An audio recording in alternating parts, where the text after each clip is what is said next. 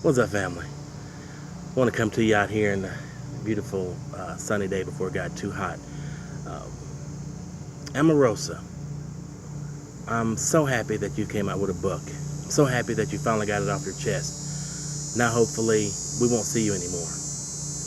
When you were on The Apprentice, your antics were uh, entertaining. You had the country buzz. Everybody knew your name. It was fun. It was funny. It was something that you talk about around the water cooler at work, and um, everybody had an opinion on your behavior and your antics. But you're dealing with the White House now. You made it to the most impressive, important place in the world, and you messed it up for whatever reason. You went in and you did things you weren't supposed to, unethical things, kind of the same reasons you got fired, and it was proven that you had no ethics.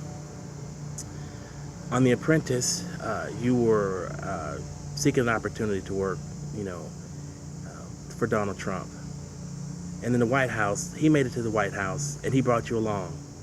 And once again, we found out that it wasn't about the position. It wasn't about the opportunity and the responsibilities you had. It was about you. It was about what Omarosa wanted. It was the fact that you wanted all the attention. Once things didn't go your way, you burned bridges when you left. Now, you've upset the black community because working with Donald Trump put you on their list. Now, you've upset the conservative community because once you walked out, you didn't walk out with honor. You didn't walk out with class. You burned bridges and you lit a match and you walked out. Who are you going to turn to now? Now you have the alphabet networks, fake news that's going to give you the spotlight for 15 minutes, and then they're going to throw you to the wayside when the next big story comes. Where are you going to go then? I'm glad that you wrote your book. I'm glad that you got it off your chest. So now hopefully you can go away. Maybe they'll offer you a job. Maybe they'll offer you a correspondence position or something other like that. And it'll all be about Omarosa. For the 4 or 5 minutes that you're on the air, it'll be all about you. And that's what I think you wanted. I think you wanted a stepping stone for Omarosa. Not for the country, not for black Americans, not for conservatives. It was all about you. Now you've had the opportunity to work in the highest office with the most powerful people in the world, and you screwed that up. As a black conservative, I had your back there for a while. I thought maybe your intentions were good. I thought that you could do some good and help the black community, help the presidents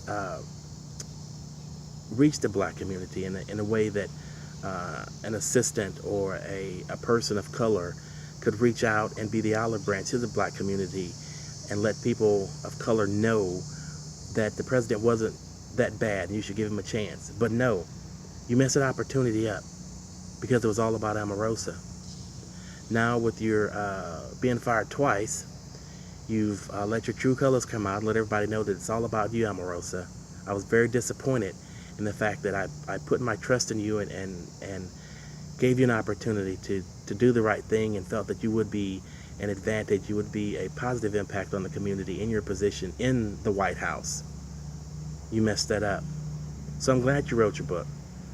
So now either you can come out as your true self, you can fade into oblivion, or you can go on the alphabet networks, the CNNs and the MSNBCs and get your, 13 minutes of fame, and you'll be gone. And you look back at your career and the opportunities you've had to make an impact in the world, to make a name for yourself and be a positive influence for the black community with this administration. You look back and you realize maybe that you squandered it. But I doubt it. Because I feel like now you're a egomaniac that no matter what is never going to be satisfied, never going to be happy unless your name is up in lights. So again, thank you, Omarosa, for writing your book. So finally, we can see the last of you. Once you go away after this, there's no returning. No side's going to want you. The black community is not going to want you because they're going to look at you as a hypocrite. The conservative white side is not going to look at you because you has proven yourself to be unethical, untrustworthy, irresponsible, and an egomaniac. So thank you for writing your book, coming from a conservative who actually backs administration that looks forward to the things to come in its administration, and given an opportunity to right some of the wrongs that were done in the past administration, to drain the swamp. You could have been a part of that.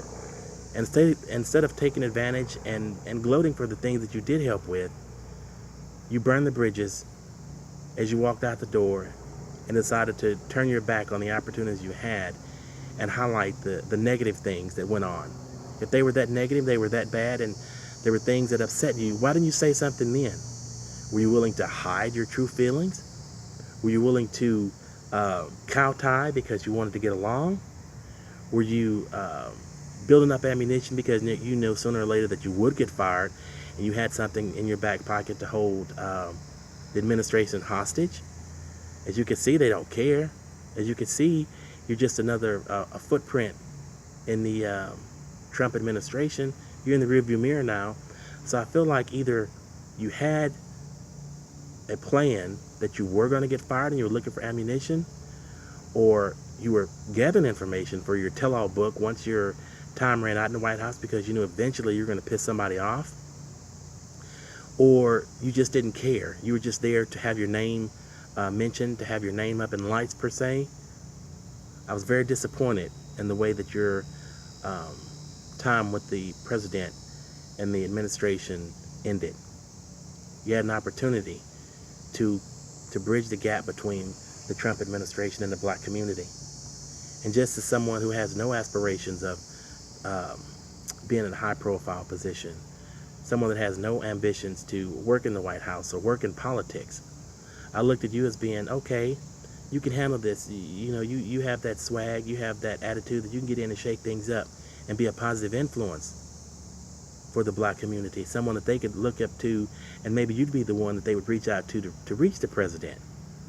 Maybe you'd be the one that could bridge the gap between the African American community and the Trump administration. And you didn't. You thought more about Omarosa than you thought about the bigger picture. So I'm glad you wrote the book. I'm glad that you're getting your 11 minutes and counting fame.